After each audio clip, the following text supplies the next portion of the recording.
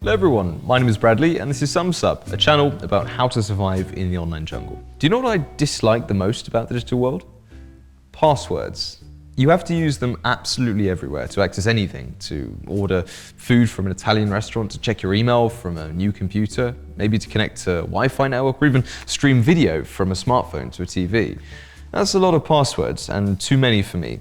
Even Fernando Cabato, who came up with this method of authorization, admitted that over 40 years, he had accumulated about 100 different passwords. And personally, I have a ridiculous amount, and it's growing every single day. Furthermore, passwords are too insecure. Most users have passwords that are too easy to steal or guess or crack, so why are we still using them? But more importantly, do we have any real alternatives? Well, today we're going to be taking a look into the brave new world of passwordless authorization.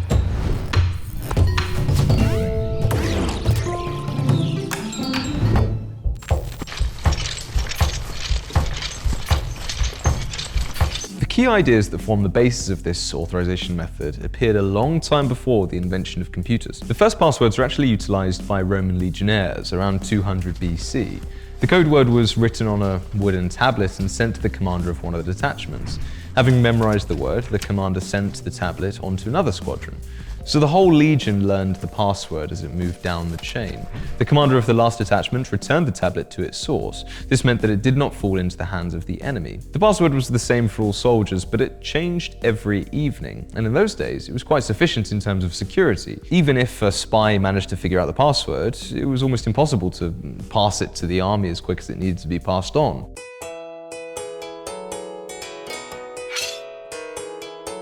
Therefore, this system was good enough to prevent cunning ghouls from getting into the camp. Now, promo codes work on a very similar principle. If you know the magic word, you get a discount. But this approach is hardly suitable for security. The speed of information dissemination is measured not in days, but in seconds. The code word can very easily fall into the wrong hands. To solve the problem of authentication, programmers turned to the experience of sailors. Before the advent of modern equipment and GPS, they calculated their speed using a log. They would throw the log into the water and measure how quickly it would trail behind the ship. Now, the result of these calculations were recorded in the ship's logbook. Of course, only officers could keep such records as only they had access to the log, and thus the expression login appeared, meaning to add information. Now, in 1962, Fernando Cabato combined the concept of restricted access and a code word. It's a complicated question about saving or using time. We actually save quite a bit of time in the sense that the person is able to be more selective, be more shrewd. The MIT professor gave users unique names and passwords in order to limit the time they worked on the institute's computer. However, in those days, computer resources were severely limited, so Cabato could not afford to waste them on making some kind of encryption. All password data was stored as an unprotected text file. Of course, in the same year, there was a student who took advantage of this. Alan Scher was not satisfied that he was only supposed to have 4 sessions on the computer per semester. Then he stumbled upon the uaccnt.secret file, which turned out to contain the credentials of all users. Alan calmly printed out this file and told a couple of friends about it in the process. The hacking went completely unnoticed. It was only 25 years later that Scher shared this story. The capability of computers grew, and the number of suspicious security incidents grew with it. Scher was one of the first ever hackers, but the number of hackers was rapidly on the rise. As early as the 70s, Unix systems began storing hash functions instead of passwords. Now, I've already described in detail what hash functions are, especially in the video about cryptocurrencies, so I won't dwell on this too much now. If you're interested, you can actually find a link to that video in the description. At the end of the last century, it seemed that such an approach provided reliable protection. Hackers ultimately didn't have computers at their disposal that could figure out a password by its hash. But then the human factor came into play.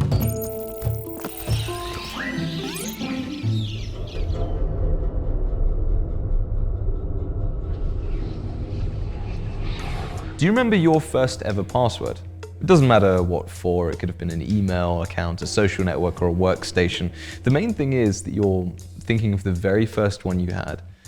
Well, recently we found out that the first passwords of outstanding programmers were quite funny. And in 2014, enthusiasts found a file with the hashes of one of the first ever Unix systems. Then passwords were limited to only 8 characters, and a simple crypt3 algorithm was used to create a hash. It took 6 whole days to sort through, but now we know that the first password of Dennis Ritchie, the creator of the C language, was the technical abbreviation DMAC. Marshall McCusick, one of the founding fathers of FreeBSD, chose a slang word as his password, foobar. Eric Schmidt, on the other hand, a future Google executive, used his wife's name with 3 exclamation marks. Stephen Bourne, the author of Shell, just used his last name, Bourne. It was only with the password of Ken Thompson, the creator of Unix, that the enthusiasts had to work a little harder. It transpired later that Ken had used a very strange combination. Meaningless symbols? Well, not quite. These are actually the options for recording chess moves. Look, this is what Thompson's password looks like on the board. Just follow the move of the Queen's pawn opening. Now, which of these examples do you think your first password was most like? In 1988, Robert Morris carried out the first attack on simple user passwords. He wrote a worm that tried to log into user accounts by substituting passwords from his database. Now, there are only 400 words in this database, but look, this list includes a few popular sports, some common names, a couple of superheroes. Nothing particularly complicated, just lowercase letters without numbers and other symbols, and it's all very simple. Nevertheless, Morris's program managed to infiltrate 47,000 computers around the world. The network was paralyzed. The total damage amounted to around 98 million US dollars. And as a result, Morris received 3 years of probation and became the first ever convicted cybercriminal. But why have I brought this story up? Well, more than 30 years have passed and our passwords have only become weaker. If you analyze password leaks over the past year, you can easily make a hit parade of the most popular passwords. In the first place, we have 1, 2, 3, 4, 5, 6. In 2021, more than 100 million people used this password, but check out the rest.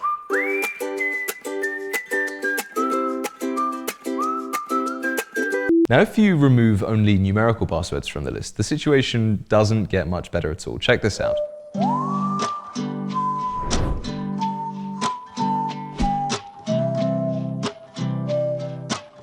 According to Google, a quarter of Americans use passwords as simple as these, and another 59% refer to their real name or date of birth in the password. So why is this happening? Well, look, we're not computers, and we don't like to invent and then remember passwords.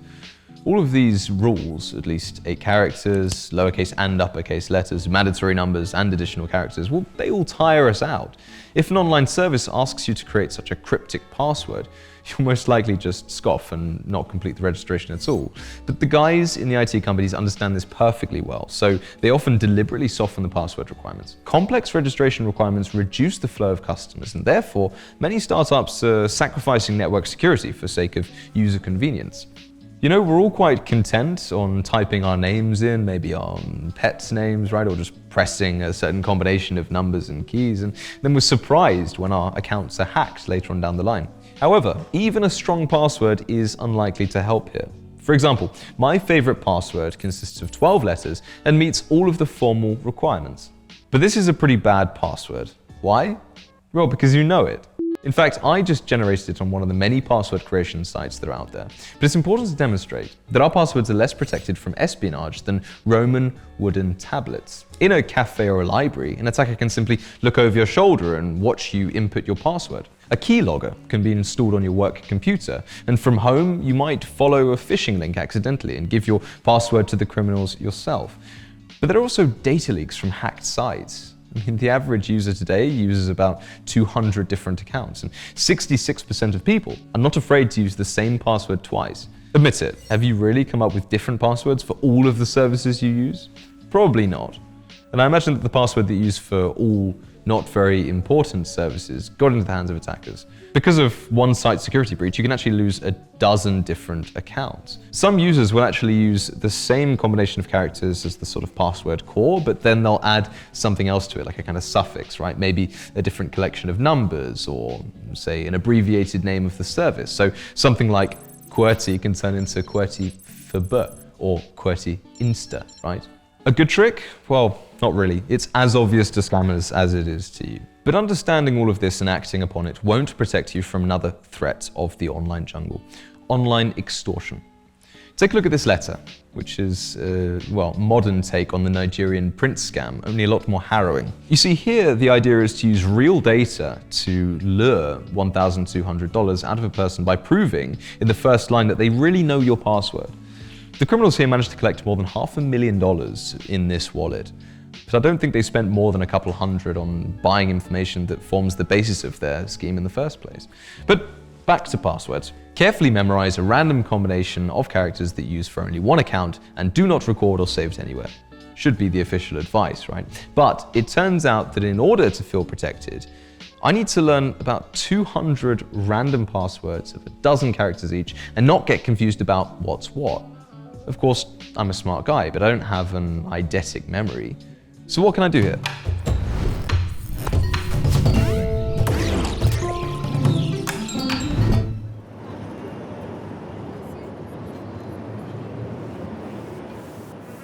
Well, a friend of mine boasted that he had come up with the perfect solution to this problem. He memorized one complex password for his mailbox, and he doesn't even try to remember all the others. Every time he needs to log into somewhere, well, he just uses the password recovery function, goes to his email, resets the password, and, well, he gets a new password every single time. He uses this new password once, and then deletes the email from the mailbox. He repeats that again and again and again. All he has to do is remember one password, and it's all good. Now, of course, it's time-consuming, but it's effective. The only drawback of this plan is that the services might consider this kind of activity suspicious, and they'll block the account. Now, considering you don't know any of your passwords to anything else, well, that's a big problem. In fact, my friend was doing what in web development is called magic links. One of the major web services, Tumblr, was the first to actually implement this functionality, and they came up with this unique name. Although, in fact, it's actually quite simple to log into your account using a link from an email, right? A more advanced solution to the problem is having a single point of login. For example, one login for all of your Google accounts allows you to work with, say, your email service, file storage, Office programs, you could manage your YouTube channel, right? And also set up advertising campaigns. Google has expanded the possibility to use this account on other sites as well. In this case, the data exchange process takes place automatically. The user only needs to consent to it. Now, the result here is that it's much faster than making a new profile from scratch every single time. Google simply exchanges data with the other sites using the OAuth 2.0 protocol. This protocol not only identifies the user as a particular user of Google services, but also makes it possible to determine which rights are available to said person. The chain of logic looks something like this. The user enters a password from the identity provider. In our case, it's Google. Now, they do this in order to access another site, for instance, booking.com. The site here acts as the service provider. You trust Google. Booking.com trusts Google as well. So now you and Booking.com can also trust each other. This allows the site not only to recognize you, but also to interact with other Google services. For instance, it might automatically add information about the hotels that you've booked to your calendar. Now, this is convenient, but it raises two issues. Firstly, the service that you use to log into other sites will know a lot more about you. This is unlikely to suit people who are seriously worried about network security, for instance. And secondly, the loss of a password to a single entry point threatens the loss of all associated accounts. In this case, it's even more crucial that you pay attention to the safe use of passwords. Hence, the most common method of protecting important passwords has become two-factor authentication.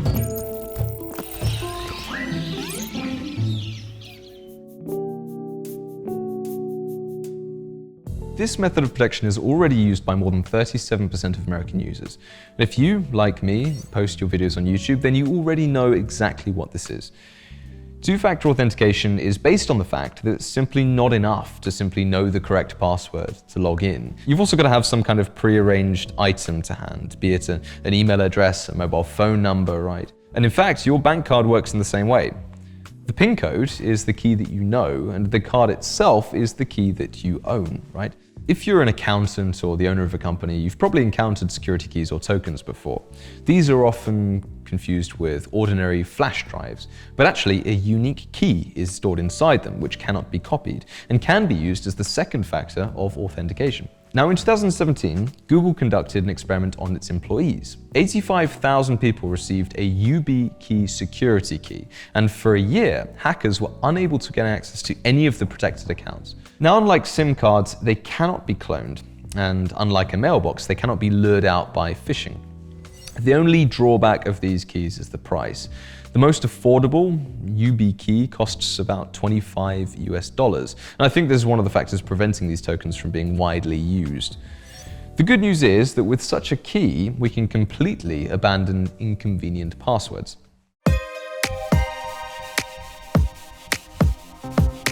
Look, we already have keys in our hands that are difficult to forge or steal unnoticed, so why bother with passwords at all? Many have thought about it, but Microsoft managed to take the first big step towards this idea. In September of 2021, Windows users were able to delete passwords. 85 million people logged in using Windows Hello or the Microsoft Authenticator. Looks like a lot of people are getting bored with passwords. For passwordless authentication, we can use one or a couple of factors from the classic three. Let's weigh the advantages and disadvantages of each option. Okay, so this can be a short pin or maybe an answer to some secret questions. Just please don't put questions such as what is your mother's maiden name or the name of your first pet, right? You can also have things like quotes from the user agreements and similar things like this. Of the advantages, it's as simple as possible to implement. The disadvantages, however, are the extremely low security. Finding out a pin or, say, answers to some questions, well, it's easier than stealing the password itself. Next, we've got possession factors. Now, this can be a mailbox, for instance, as in the case of magic links, maybe a mobile phone, a smartwatch, a bank card, an NFC tag, or a secure key. The pros are that most of this is very difficult to steal unnoticed, and the authorization via SMS or push notifications has already become a very familiar process for many. However, the cons? Well, there is the need for an additional device, and there are some problems if it breaks. Then we've got inherent factors. Now, these factors include biometric and behavioral factors, right? 5 to 7 years ago, this required complex and expensive devices, but today, fingerprint scanners are in most smartphones, and cameras nowadays are able to actually recognize faces and also make sure that no one is looking over your shoulder at your screen at the same time. More exotic methods? Well, there's voice recognition or keyboard handwriting, and they're still waiting for their finest hour. The main advantage of biometrics is that the key is always with you. The disadvantages, however, are the complexity of the equipment and also the fact that fraud is still a possibility. Microsoft found a pretty clever solution here. Users themselves choose which combination to use. It could be a PIN, FIDO2 security keys, face and fingerprint recognition, SMS confirmations, and also via the Microsoft Authentication app. In March of 2022, this initiative was supported by the entire FIDO Alliance. Chip developers, creators of operating systems for computers and smartphones, major internet platforms, and banking organizations, they all said that they had never been so close to creating a passwordless world. Now, I'd like to believe this, but, well, do you remember the Google report? Even the simplest security tool, a password manager, is used by only 15% of users today. But 36% write down passwords on a piece of paper that they leave next to their computer conveniently. Do you think that they really use different passwords of different services? I doubt it very much. The problem here is people don't value privacy.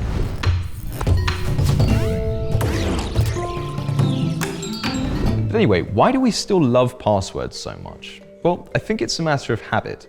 The first passwords appeared in the year when the Beatles released their first single. Passwords are sure inconvenient, but over the last 60 years we've become more accustomed to them. Moreover, the requirements have been increasing very gradually, in quite a comfortable way. And before the rise of Web 2.0, we generally had a need for only about 2 or 3 passwords. We have adapted, evolved, Maybe somebody collects passwords in a file and uploads it to the cloud. Maybe someone stores messages in messengers or in drafts of letters. In other instances, stickers with passwords are plastered over monitors, and sometimes they can even be seen in IT companies. I don't know which of these methods is worse, to be honest. I mean, they're all extremely unsafe, but common nevertheless. And we're also pretty afraid to give up these crutches right now. We've been walking with them for so long. We're afraid of falling if we throw them aside. Password technologies also tend to inspire fear in those who are paranoid about their online presence. Many believe that biometric information from our devices will go straight to the clutches of the NSA, the KGB. I mean, you can prove for a long time and persistently that a smartphone exchanges only cryptographic keys with servers, but it's really useless. People love conspiracy theories. Andrew Shikiar, the executive director of the FIDO Alliance, formulates the main objective in these words: not using a password should be easier than using a password. Now, on the one hand, he's right. The misuse of passwords is a threat to our overall security. About 80% of data leakage incidents are caused by weak or compromised passwords. Reliable authentication is the foundation of digital trust and the key to cybersecurity in the new economy. On the other hand, I kind of hate that someone decides how to ensure security without being particularly interested in my opinion or habits, right? Fernando Corbato wrote down passwords on a piece of paper for the rest of his life, and that didn't stop him from changing our world for the better. Well, anyway, this is Bradley, signing off, and thank you so much for joining us on another jungle adventure. I'll see you in the next video.